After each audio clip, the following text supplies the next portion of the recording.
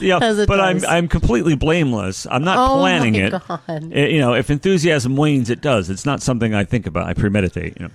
Oh, Okay. it's premeditated. So let me see if I remember the melody of this at all. No, I actually listened to it this week. What? Probably a bad selection. I'll expect then. you to get it, even though I don't know how it That's goes right. myself. There you go. But no, I listened to it this week just for that reason alone. You got a little time in your hand. It's like, all right, I'll waste 4 minutes on this cute little tune here. Be sure I know what I'm doing. All right, a little tune. All right, ready? La la la la la la la. I know it's nothing yet. No. La la la la la la la. Oh, sorry, I messed that note up. La la la la la la la la la la la la la la la la la. Oh, maybe it's a little before your time. La la la la la la la la la la la la. Oh no no no I no got no! nothing. I thought. Wait. All right. Oh, I wish I could combine a couple words with it. I'm standing here on the ground. The sky above won't fall down. Oh, I'm sorry. It's in excess. It's like one of the first big in excess songs. Oh my God. Yeah, don't change. Oh shit. I'm standing here Oh my on the God. ground. Such a powerful song. The sky above. I mean, they burn in all I needed to direction. pull back my like so 80s brain. Yeah. Oh. Wow. I I should have got that one. Yeah, I don't. I remember the song, although I haven't heard it in years because it's such a powerful so song. good. It just That didn't get gets enough you. play. It did not. I mean, it was eclipsed by a whole string of very worthy hits. Yeah. But that song is a monster. So I'm gonna give you a pass on that. I should have got that one. At least I meant well. At least it's clear I meant You well. meant well. All right. Are you ready? Okay. La la la la la la la la la la Oh. la la la la la la la la la la. She knows I was a grumpy old man by this time. However, who has not heard the Pussycat Dolls? Don't ya? Yeah. Hell yeah. I'm sorry. I'm just gonna say it. I fucking love the Pussycat Dolls. Their shit is so sexy. I'm singing it all the time. It's crazy. But yeah, I thought you might get that one because you had your finger on the pulse. Yeah, somehow that found its way to me. Yeah. Now, can I somehow represent this one? Okay. Because I really think the one you really kind of should have gotten everything. I'm sorry, I feel bad about it. But the other two you got, this one you'll get too. I'm very confident. And if I can only rise to the occasion and make it sound anything like the original. All right. Okay. La la la la. La la la la. La la. It's Robert La, la, Palmer. la, la. Yeah. Addicted to Yeah, Love. hot sweats. Yeah. Your body Robert shakes. Yeah. Oh, yeah. All right. Well, there you go. This one's going to be super easy. And by the way, I just want you to know that my hummingbirds are amongst the most hummable songs ever. I went ahead and pulled from a list of the most hummable songs Oh, ever. I thought that was a purely subjective opinion. It's Nope. somebody else's purely subjective opinion. All right. Are you ready? Yeah. La la la la la la la la la la la la la la la. Oh, la la la la. Oh, yeah. Okay. All right. That's the most everythingable song. Yeah, everything. Quotable, singable, hummable, danceable, or whatever. Relatable. It's that would be the Journey Boys and Don't Stop Believing. That's right. Well, however, the song carries a bit. I'm going to piss off the Sopranos fans and say the song carries a bittersweet connotation with me because I'm always reminded that we're deprived of seeing Tony Soprano shot like the son of a bitch deserved. Oh. When that song is playing on camera. Wow. So that's what the association. I'll probably cut all that up. But that's a lot of emotion. There's a lot of emotion there. So as I always say, fucked again. You won. But it was my fault. I should have got that one. I came in with the goods this time. I should have got that I did. one. And I didn't. I mean, it might be my birthday, but I can give out a couple of gifts here, too. So, Oh, no, you didn't. Did you really just do that? Yeah, I mean, just passing it, just paying it forward here, a little benevolence, Yeah, that's smacks. It's what I always try to do. I always try to make it easy for you. Let me see. Yeah. Yeah, looking in his eyes, no, he doesn't. He tries to fuck me. That's swear. okay. I wish you could look into my angel eyes. You know? Oh, God. All right, here we go. Angel eyes. All right. So we're moving on to our next artist, and it is World According To, or WAT. And the song is Love Suspect. They are new wave pop and pop wave. Wow, pop wave is a new one for me. I like it. So let's take a listen. Oh, and where do they hail from, you ask? Belgium. So here we go with Love Suspect.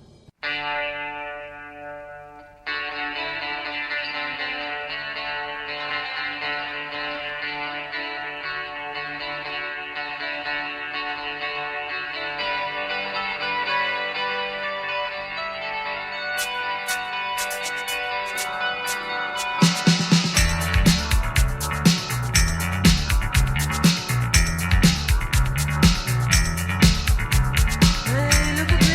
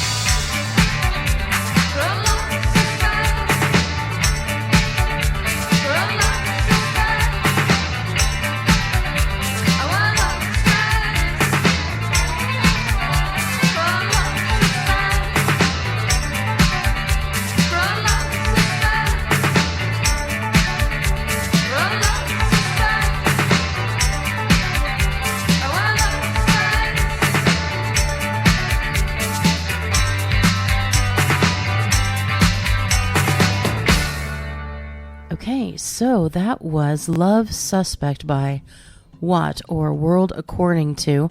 And because it's your birthday, I'm going to let you lead. Well, I will say, did I not call it? Did I not prophesy that these songs would be slaps and Smacks. smacks? That these songs would be smacks, Yes. as if we know the difference. And this one, oh my goodness! And I can see why you picked it from the whole 15-second thing, Oh, but yeah. you probably didn't have the slightest idea what was coming. I could see I the didn't. shock, Yeah. and it was the same as I was feeling. First, I love The beginning is so good. That electric guitar. I love when people do that. I'm sure there's a technical term for it, but as I've stated many times, I know nothing about music. So where they do the 2-string strum with one open and the other. Oh, it's beautiful. I was doing a number of those on the bass just tonight. It's really, really I great. love that, and it's such a beautiful riff. But then the rawest new wave bass you've ever heard, and it's like, and all of a sudden it's like. All right, it's kind of psychedelic. It's 60s, and then this raw 80s bassy thing, like Elvis Costello and the Distractions type thing. But it's psychedelic, and there's this really loud tambourine and percussion hits. It's really loud. And it gives it that. It's like a psychedelic 60s Renaissance fair, Yes. And this is like, and I love that. This is like the traveling show you hope comes to your town, But then, absolute shock. Suddenly, it starts flexing this prog rock muscle, and the 80s Joe Jackson bass is suddenly like Chris Squire, and there's all this crazy progressive stuff going on.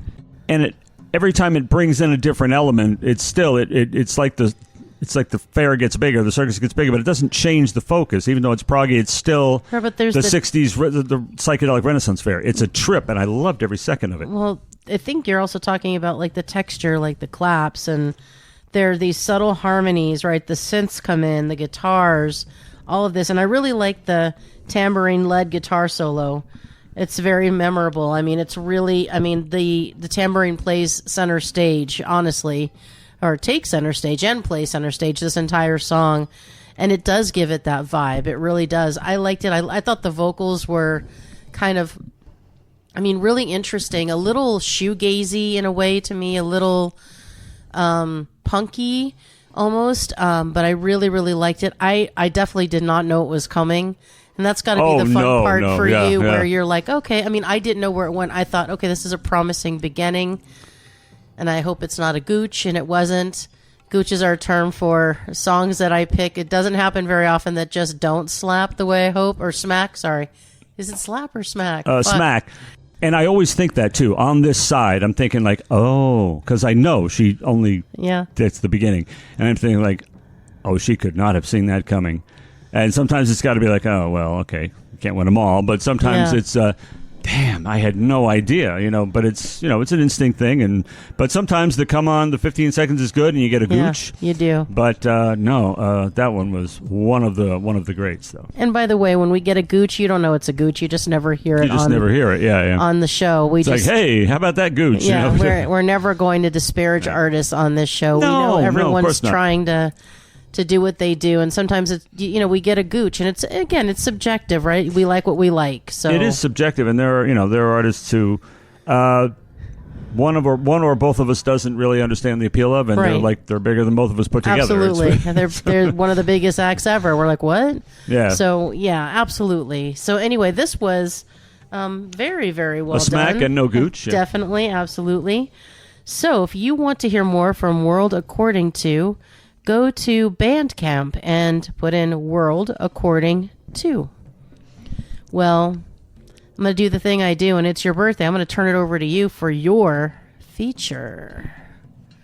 I know, it's shocking. Yeah, I see the shock. Well, you have gone full Willis, of course. Oh, my God. But see, the thing is... Yeah, tell me. Tell me the thing. I long for the thing.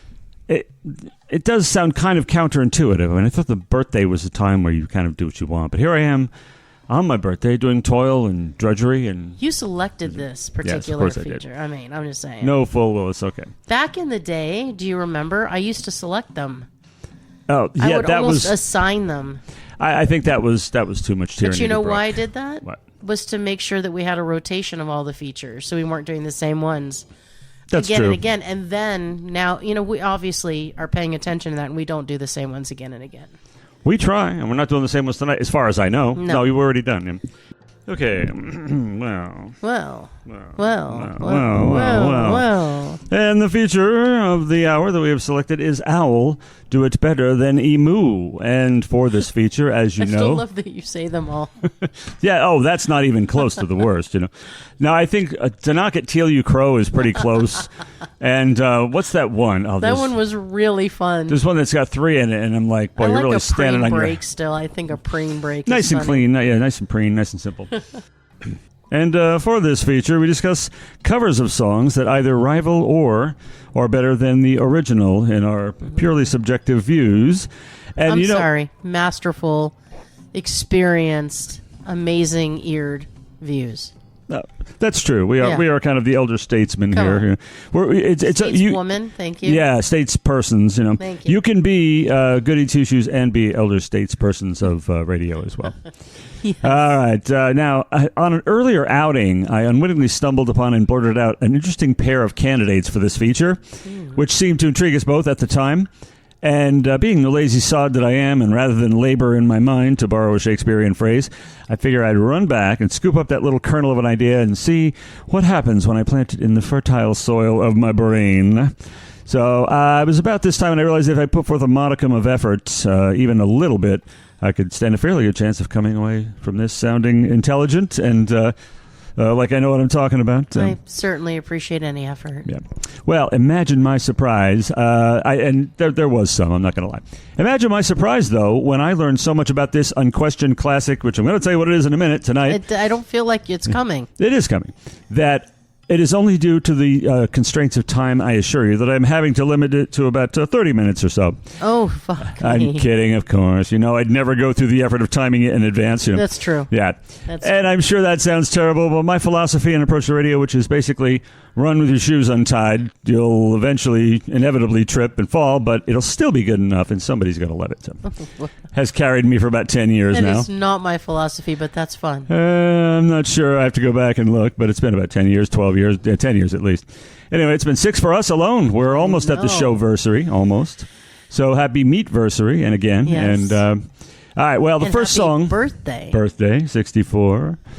When and that means you can date me with this song and everything else on the show because I was around. Well, the first song to focus on tonight is the original from 1974, and what an incredible year that was when Al Green released the original version of "Take Me to the River." Remember we talked about that before? Oh, wow. Yeah.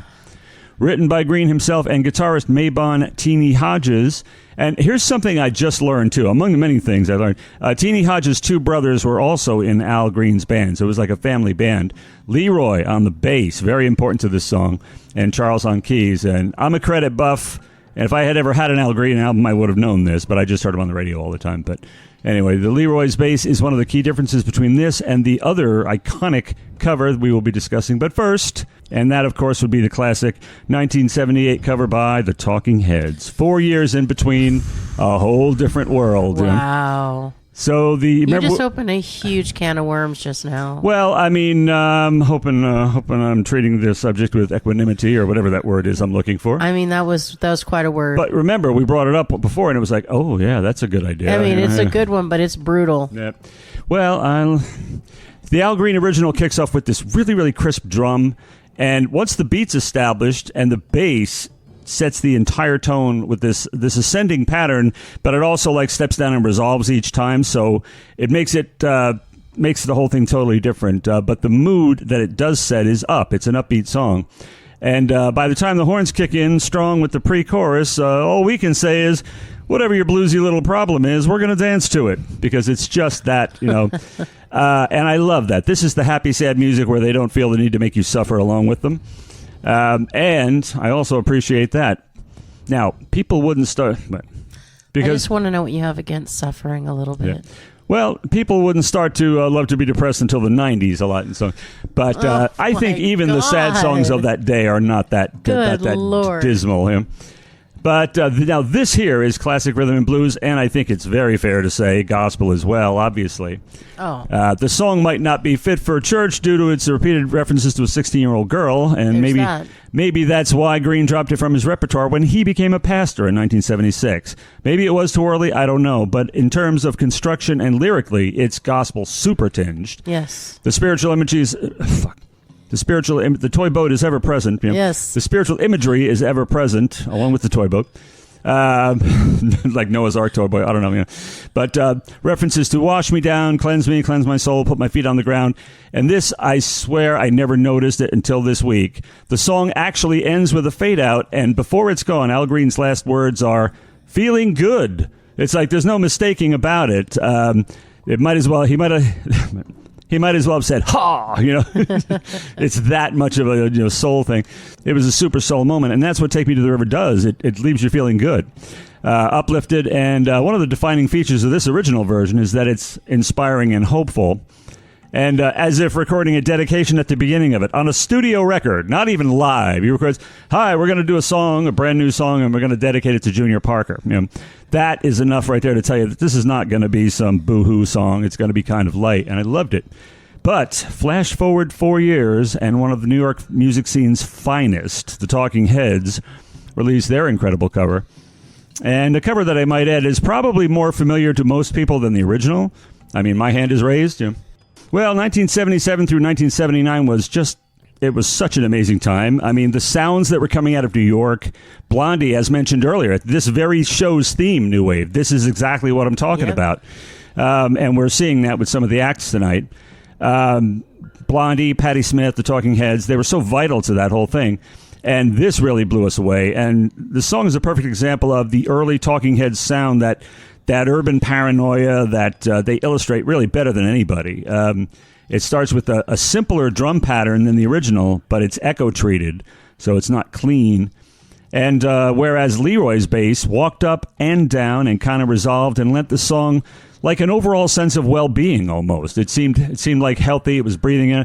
Tina Weymouth lays down a beautiful bass line that's just reminiscent enough so you know what song it is, but it still stands apart because it sounds so restless.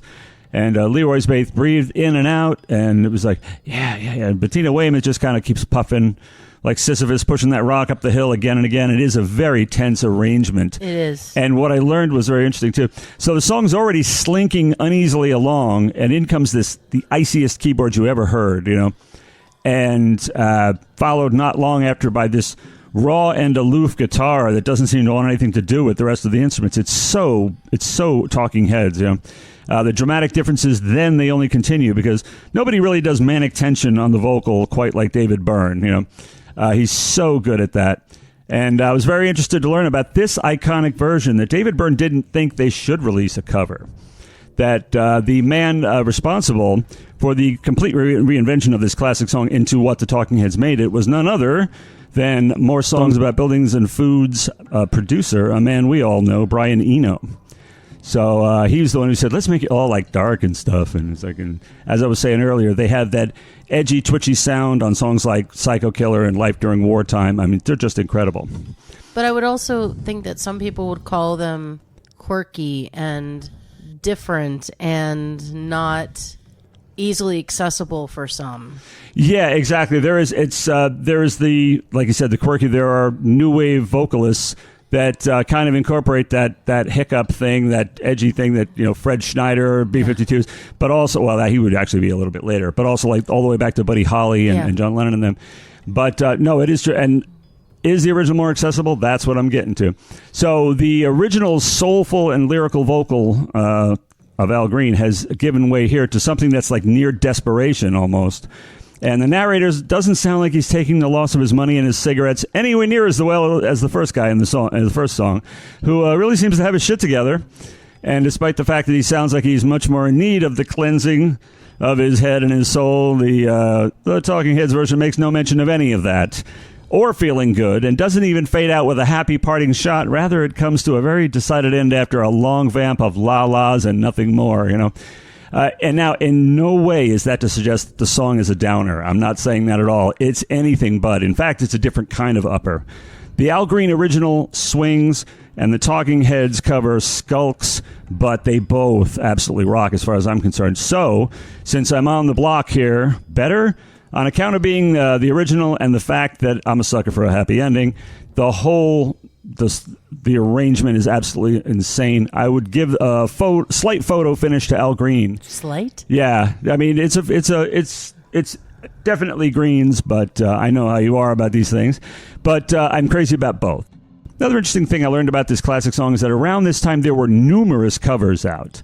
And I don't think funding Reverend Green's new church, as David Byrne pointed out, Foghat, Levon Helm, oh wow, and Brian Ferry. Oh wow! And it's like, yeah, I can kind of see all of that for sure. None of which have I ever recalled hearing, and all of which intrigue me now. But Now, admittedly, I wouldn't probably. I know you seem very clear on the issue, and you will have your say in a second. But I probably wouldn't have picked a favorite in this one. But for fear of getting hit with a violation of the bylaws, should there happen to be anyone about this, So that was my take on it. A little bit of an edge to Reverend Green. What about you? Yeah, the little bit of an edge is always going to be the disturbing factor to me because there's I know. Clear-cut winner here. Although I have to say, I share your pain. I was very tense during the whole thing because that cover is brilliant. That's just it. It's brilliant. Brilliant. But it's completely different. It doesn't have the same flavor, and that's okay. But I just, it hurts me to have to pick one because they're both so good. But everything about the Al Green version is right. Everything about the Talking Heads version is right. It's just very different. And it's not just because it's Al Green's song. It is everything about that song that is, it's just essential. Mm-hmm. And it's interesting because I feel like the Talking Heads version, while masterful, is not essential to me. So it's very interesting, but I have to go decidedly. No fucking photo finish. I am taking Al Green's hand, and we're running way, way ahead. They got their eyes. They're getting the prize. Yeah, they're going. Absolutely. So, but I mean, I can't even say enough about that gorgeous cover. It's just masterful. And that's the remarkable thing here is that there's often on Owl and Emu, there are two songs that are really, really good, but seldom do you come across an original. Of course, it's not always the original. Sometimes it's a cover and another cover. True. And the original is totally obscure and no one's ever heard it. Yeah. But in this case, it's the original and the cover. And rarely have they been, this close. Yeah, this close. And also, they're not even chronologically far apart. A lot of the covers are decades you're apart. Right, that's true. To be totally reinvented like this, and that's a real testament. I don't know the exact extent of Brian Eno's influence over this, but it had to be pretty sure. big, because record producers do, or they did back then, But then it's also not, a big leap for the Talking Heads to want to do a cover of something like this. Oh, no, not at all. Not at all. They're very much fans. They're very much, 100,000% in, so they just took it and they did it their way, which... And I love that about it. They, like I said, they absolutely master that like you said, that quirky, that intense, that manic urban paranoia and all this stuff and everything. Maybe a little unwell, like a little disturbed. Like I mean, perfect. Psycho Killers, like only half acting, which I love. Which of course they cooked that up as sort of an homage to Alice Cooper and everything, but it doesn't sound it because David Byrne does David Byrne. Yeah. I love it. But then again, they also have in them, and we can see that plainly, that they have this awesome pop sensibility and come up with actual hits like Nothing But Flowers, right. And She Was, Burning Down the House, Wild Wild Life, stuff like that. And it's just so like, many. Yeah, so I mean, but they all have that. They're Talking Heads the second they start. It's like that was the era of those bands. The Talking Heads. It's Devo. It's the B-52s. It's all those groups when you hear them. Anyway, so you gave it handily to Al Green. I gave it a little bit to Al Green, but both definitely Al Green. I just need you to, again, you're going to have to think about I'm what going to have to repent of this, too. Yeah, you have to think about what you've I'll done. never live down the Rolling Stones' Ain't Too Proud to Beg. No, you aren't. Yeah. Nope, never going to. So, wow, that's a really good one. Thank you so much. Wow. I still have knots in my stomach over this one. It's just so good. I'm not trying to give anybody I might have an ulcer nightmares now. or an ulcer or anything. Wow. All right. Well, if you have an opinion on the matter, we'd love to hear it, even if you're wrong. Anyway, let's go on to our next artist. And this one is called Promenade Cinema, which I really like that name. Fading in the Arcade. They're pop wave, and new wave. And they're from the UK. I can't get myself away from the UK. Apparently, I'm just drawn to it. So let's listen to Fading in the Arcade.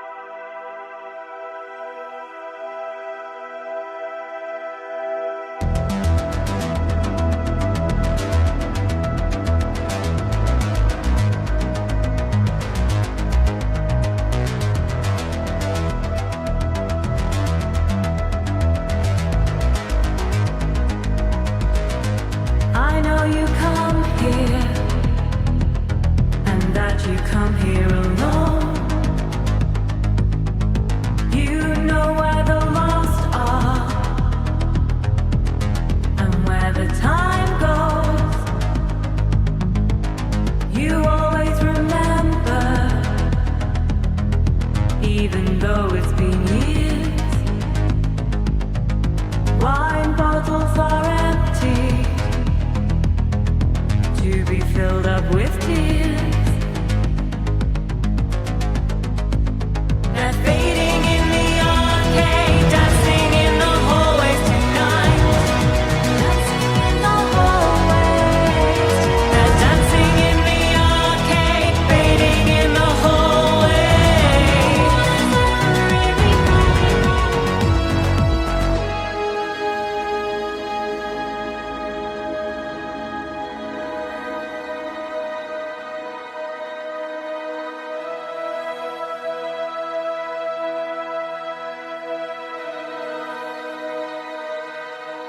You hold the time, dear, so the moments won't pass. Familiar faces, each more than the last. The moments you spend here with the last of your peers.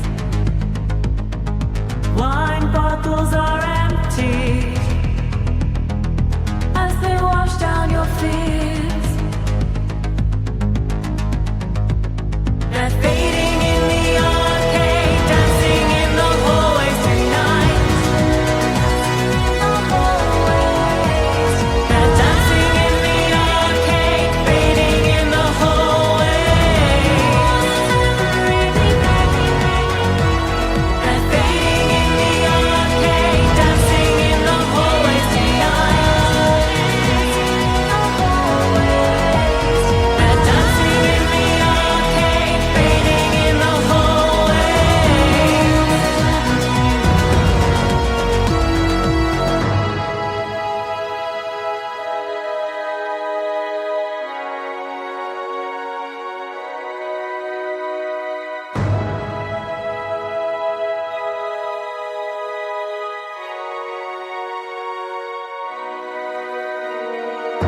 No one is ever really gone. They're in the arcade playing on. No one is ever really gone. They're in the arcade playing on. They're fading in the arcade, dancing in the hallways tonight. Dancing in the hallways. They're dancing in the arcade, fading in the hallways. No one is ever fading in the arcade, dancing in the hallways tonight. They're in the arcade, playing on. They're dancing in the arcade, fading in the hallways. They're fading in the arcade, dancing in the hallways tonight. They're in the arcade, playing on. They're dancing in the arcade, fading in the hallways. No one is ever really gone.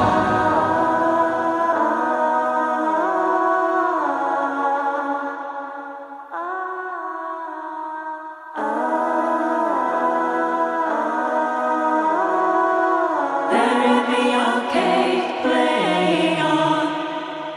No one is ever really gone. They're in the arcade playing on. That was Fading in the Arcade. Again, in honor of your birthday. What did you hear?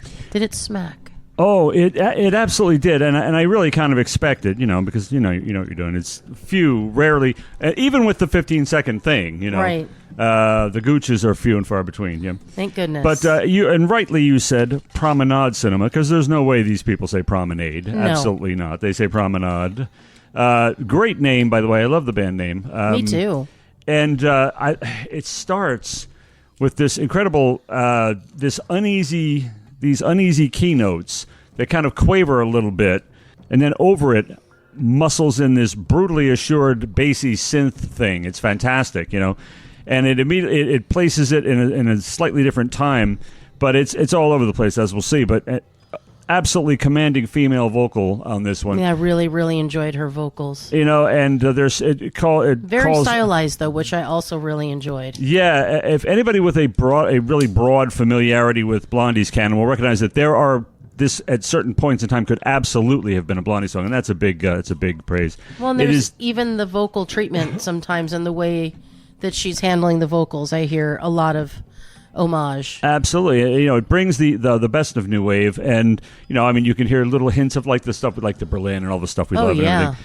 And from the early new wave era that we were talking about before to all throughout the 80s, this could be placed anywhere throughout them, Absolutely. Because many of the key elements were retained for, that whole period of time, the new wave stuff and, all the 80s club music and everything it all kind of homogenized, and it could be, like I said, anywhere in there. And then what I couldn't believe, and I didn't know how I caught it at first, in my mind, by the time the chorus comes around the second time, you're hearing it and you're going, oh my goodness, this could be an absolute new release from like Lady Gaga, because it has that chorus style, and it's just like, yes, this is what she's doing. It's theatrical, and it has this far out operatic intro, and again, a reminiscence or a similarity or any kind of parody between an act and like Lady Gaga and everything is a very big compliment, as well as Blondie.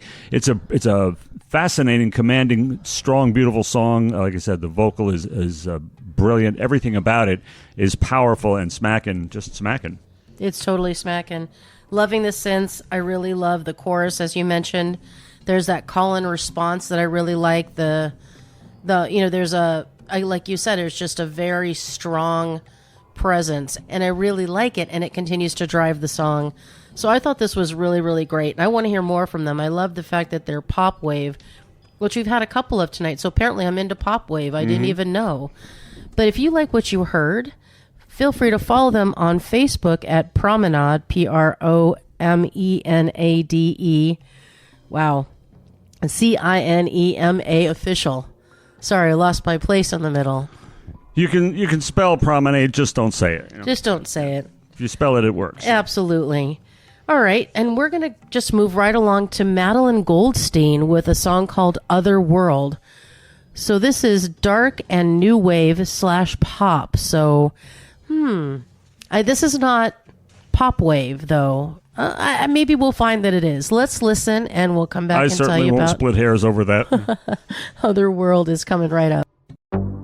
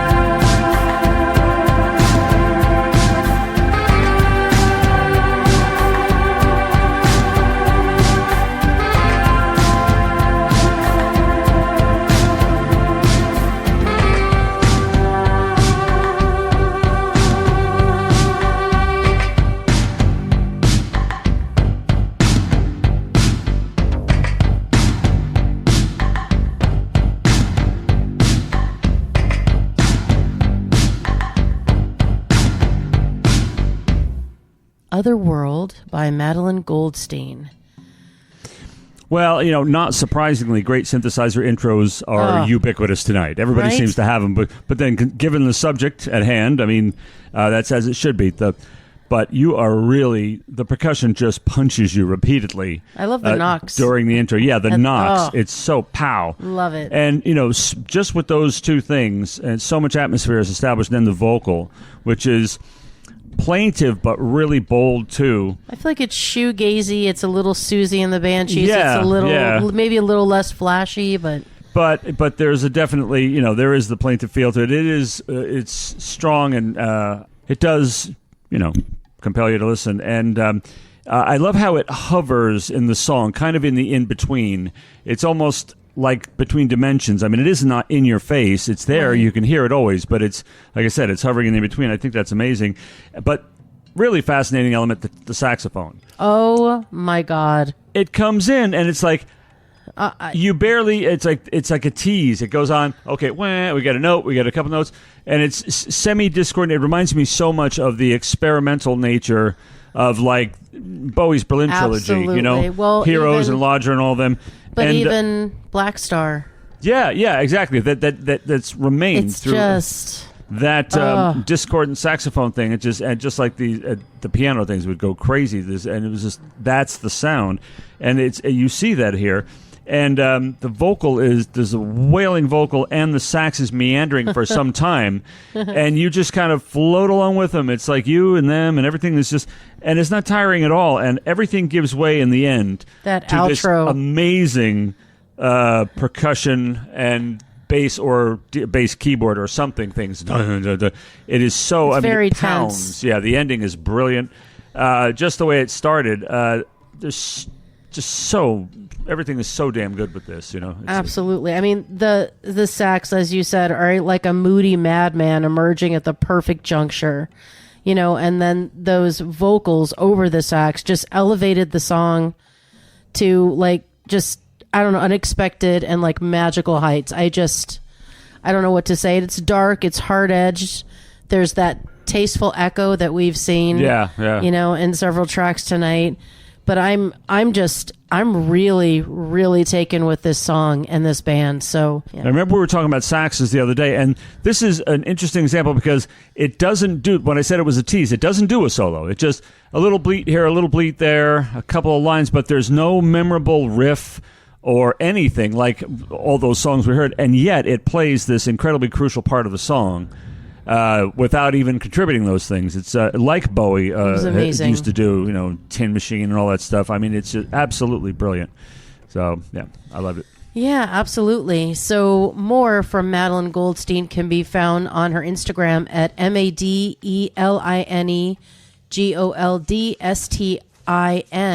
MadeLineGoldStin_. Whew. All right. So I'm going to need a breather after that one before we get to our final artist of today. So turning it back over to you for your final feature. Well, no. Your birthday feature, because you're actually 64 now. Yes, yeah. The clock has flipped. It is now Saturday, and I am 64. And I did do the cheesy thing and play birthday songs for him. She did. It was very, yeah, a little very sweet, very Spotify cheesy. moment. Very cheesy. Yeah, it's this feature, and since I taxed my brain enough on the earlier one, I decided to go with something fairly simple, or at least it does not involve any deep analysis or interpretation or critical thinking. This is Kestrel Clear. And for this feature, we discuss lyrics that are everything they seem. There is no room for interpretation. They're plain, and they either suck or they rock, but we get them. And, we got a real gem for you tonight from the Beatles, and the song Run for Your Life. Nice. And please, since it's my birthday, do me a solid and allow me to go on thinking. I've never done this song before because I have a terrible suspicion. It came up in discussion, but I don't think it was for this feature. But we did bring it up anyway. But it was a long time ago. If we don't remember, they don't remember. Right. As a phrase, Run for Your Life is pretty Kestrel Clear. I mean, in fact, you got to go out of your way to make it mean anything else. I know a band who did a song called Run for Your Life, and it's like they're talking about don't let people box you in and conform, run so you can have the kind of life you want. Yeah, usually it's more, there's no way to misconstrue it. It's simply being told, run or your earthly life will come to an end and your vital signs will be nil, Right. So this was kind of unexpected and dramatically dark turn in the Beatles' musical trajectory, because there's a tendency to simplify things down to the Beatles are cute and nice boys, unlike those mean, nasty Rolling Stones. But on this album, the 1965 classic Revolver, the lovable mop tops get surprisingly savage. Oh my, how embarrassing. He meant to say rubber sole. Clearly podcasts and bath salts do not mix. And it wasn't just John Lennon, as you'd suppose. All three of the principal songwriters showed a darker side, but none of them are quite as nasty as the album's final cut, the very last song, which Lennon declaring in no uncertain terms that he will kill this woman if she steps out on him. Now, you might know that the first line is from Elvis Presley's "Baby, let's play house. I want to play house with you." But there, it doesn't make much sense in the context. It's just thrown into somewhere late in the song and doesn't mesh with anything else. So you can almost ignore it. It doesn't sound nearly as direct a threat as when Lennon just leads off with the lines from Let's Play House, which don't even fit. This is the key. This is the theme. Your life is in jeopardy. It starts out with that. I'd rather see you dead. And Elvis sounds like he wouldn't do it himself, but Lennon does. Now, musically, there's a slight edge, but honestly, it's positively diabolical how effervescent the song is, how singable, Yeah. It's a sing-along. It's great. It's one of those things that gets people moving. This could easily have been a Hawkwood lyrics because it's so screwed up, Well, that's true. Yeah, it could have been. It's kind of the same thing. Unhinged. It is also, it's not only disturbing, but it's perfectly clear why it's so disturbing. Well, I'd rather see you dead, little girl, than to be with another man. Okay, that's very similar to the Elvis part. You better keep your head, little girl, or I won't know where I am. And you go, whoa, wait a second. Not you won't know where I am. I won't even know where I am. And you think this guy's going to be. I mean, I won't know where I am. I've always pictured his eyeballs rolling around like a cartoon when he's saying that. I mean, this guy is... he won't even know. He gets to the you won't know where I am later, but he's going to be in such a state that he's telling you up front he's not even going to be responsible for his actions. He's completely gone, which is incredibly disturbing. And then it goes on from there to the second verse. In the chorus, run for your life, little girl, if you can, little girl. Hide your head in the sand, little girl. Catch you with another man. That's the end, little girl. And one suspects this guy would not care if there were anything with the other men. He would merely have to perceive it that way, which is he seems likely to do. In fact, likely to do because of what verse 2 tells us. Well, you know that I'm a wicked guy, and I was born with a jealous mind. So, okay. Okay. And I can't spend my whole life trying just to make you toe the line. You better run for your life, etc., etc. That second verse did not bode well for any hope of reasoning with this fellow. He's a wicked guy with a jealous mind. He tells you he doesn't pull any punches. I will give him that much. And third is the most ominous verse of all. Let this be a sermon. I mean everything I've said. Baby, I'm determined, and I'd rather see you dead.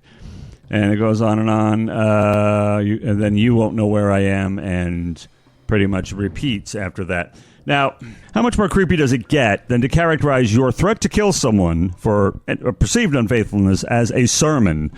I mean, very effective wording, of course, and it does rhyme beautifully. It's well done. Right. This is a horror song, but it had to be something of a surprise that the Beatles would put out such a nightmare. But we love it. We're so jaded now that we can just bop along to this creep show and say, hey, this is light fare as compared to what came along later. But it is a creepy song, Now, in this day and age, whenever you enter anything into a search engine about a song, one of the top results is an offer to tell you the meaning of the song.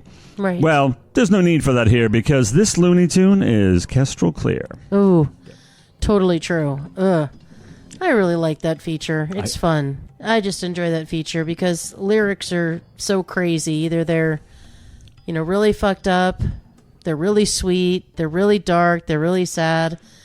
And sometimes they just kind of tell you exactly where they're coming from and exactly why, and I dig that too. Yeah, and I always thought myself a dum-dum for not understanding most lyrics and everything. I know I never cared. I enjoyed them just as much as if I did, It's the art of crafting them that impresses me, not necessarily their meaning, should there be any, although there usually is. I like abstract stuff. I just don't do it very well. But it's fun to see a song that just wears its heart on its sleeve. I'm telling you, know exactly what I mean here, because a lot of times people think they understand a song and the artist has no idea themselves. But in this case, John Lennon knows, everybody knows exactly what the song is about, and so it's a forerunner of well, no, it's actually kind of. And that's a theme throughout the blues that influenced the Beatles is, the whole I'll get you with my mojo hand blues shit, and woman, don't you be cheating on me and all this stuff. So I think it's funny that they brought it into a completely different style of music. And anyway, it's a classic. So. Absolutely. And it is pretty Kestrel clear. So our last artist for this show is Gold Casio. The song is Champagne Kisses. And this particular artist is from New York, and they are glam, synthwave, pop, and, wait for it, new disco. So, Champagne Kisses.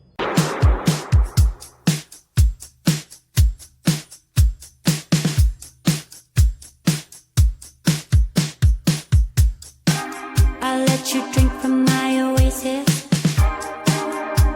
Don't wanna hear about your cold feet.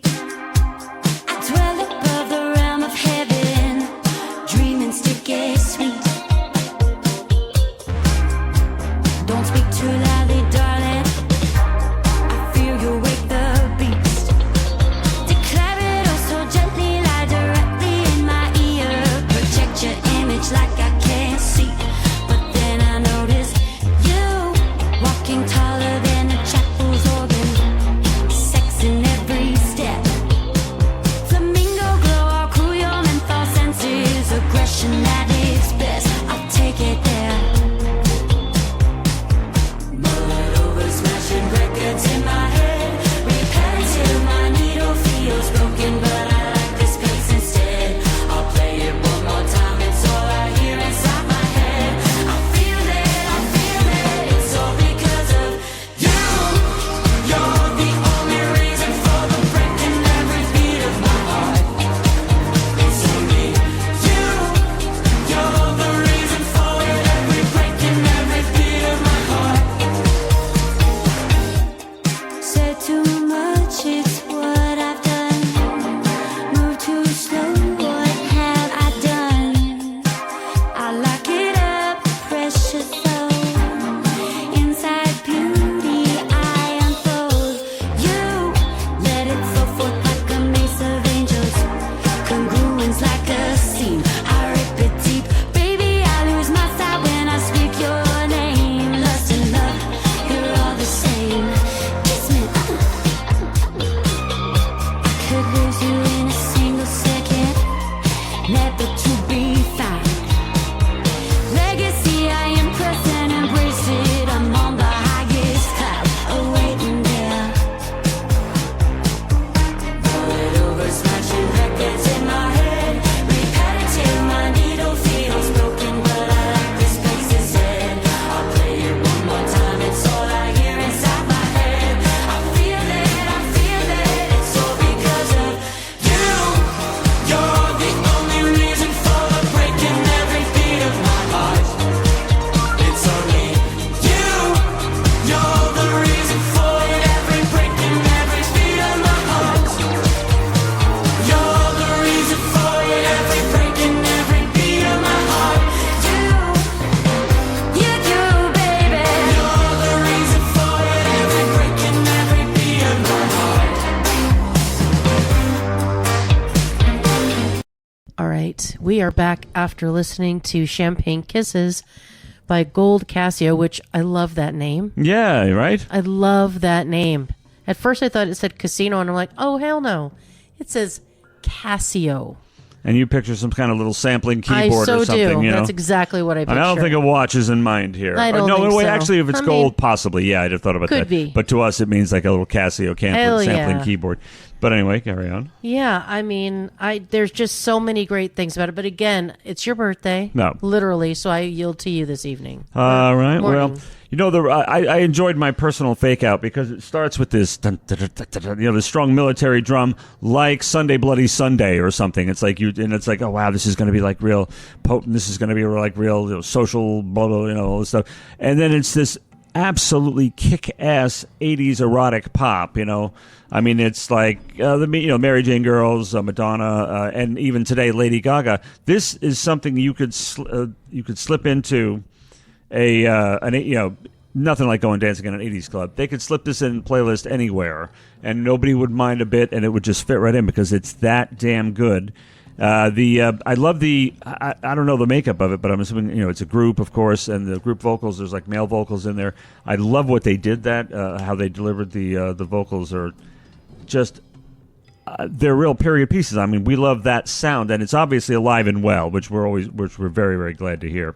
No, but it's really great to know that music is obviously alive and well still. Really the best of it, the timeless stuff. This is great. What did you think? I mean, I thought it was really slick and polished, which I really appreciated. I love the vocals. There's just a restraint there because that she can just blow the roof off, and she is just keeping. Let me try again. She is just really keeping it right there in the middle and right in the sweet spot, not overdoing anything. This song is not overly indulgent in any way. It's just well put together. I really think that, there are some really great moments. There's like a syncopation that happens with vocals and the music. And then there's also this moment before you in the chorus that I can't handle. It is so great. It is such a great moment. And it's just something that stays with you. I mean, I'm going to be singing this forever.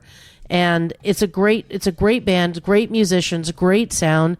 And yeah, there is some homage being paid there, but it's different. It's new disco. Their hooks are their own. I mean, their vocal arrangements are their own. I mean, the comparisons are just the best of everything. Yeah, absolutely. And really, you see, because why we love groups like this is because people are dismissive of pop, but this is what pop could be. This is what it should be. It's what it can be. I mean, and when it's done right, and it's like you cannot argue with this. It's new disco. Yeah. I guess I like new disco. I didn't know. Yeah, I mean, well, yeah. Hey, we love old disco. I mean, if it's real disco, I mean, and this is, but again, reimagined and represented in a way that, I mean, I really, really like. Again, paying tribute, but elevating. So this was truly a pleasure to listen to this. So Gold Casio, you can find them on Instagram at Gold Casio. That's CASIO. Well, I had a great time. This was a great show. And there's just one thing left to do. As surely as river runs into the sea, puppy will meet blanket at the end of this show. It is indeed time to wrap that puppy up in a neat little blanket and remind you that coming up, Winging It, a short show about a music-related topic. No new artists, introductions, or tracks. We simply share opinions and promise laughs. Listen to us on Apple Podcasts, iHeartRadio, Pandora, Spotify, Deezer, and many more. Always click subscribe and enable notifications. Follow us on Facebook, Instagram at BOAF On Air. That's BOAF, as in Birds of a Feather, on air, one word. Tell your friends and bands to send in their music. Poor Christine is paying for all these, so yes. Help us grow our flock. Please share us on your Facebook, Instagram, TikTok, etc. feeds. Share your birds with the world. And we've run that right to the end, and that only leaves for you to say, let's get the flock out of here.